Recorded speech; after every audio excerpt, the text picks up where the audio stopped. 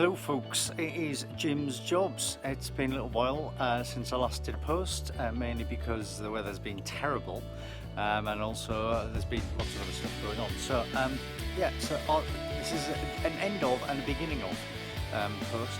So we've got the end of the path, because I've put mid handrail and created like the little lavender area with all the stones, and here is the finished path. I don't get better angle of that. There's the finished path, which is all looking very nice, and as you can see, we've got a bit of work going on. So what I'm doing, I'll tell you in just a moment. So I'm being the dutiful son-in-law, and one of the things that needs to be done is the mother-in-law needs a new roof for her shed, and since I did such a good job of building my shed, I've volunteered my services to fix the roof of hers. So we bought some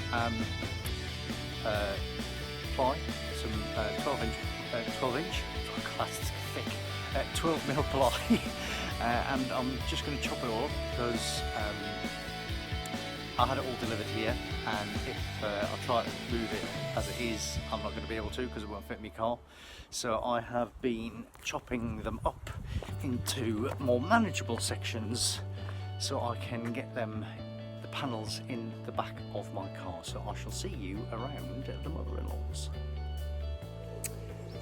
Hello folks, you joined me up a ladder. Oh. So here I am in the mother-in-law's house, and here is the shed roof. Now it's made of a sort of like bitumen corrugated material, and it's been on here for approximately 30 odd years. So it's done well, but it is leaking now, and it's getting a little bit sort of past its best. So I'm going to go down the ply and shed felt route. So I'm just going to take all this off and put a new roof on. Sounds fairly straightforward, probably isn't. Let's see how we get on. See you later.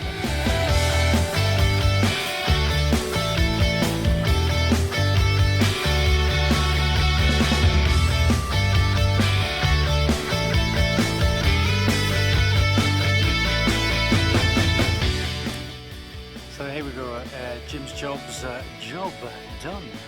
There we are, all now nicely waterproofed. There ain't no water coming in that shed. Jim's Jobs, job jobbed.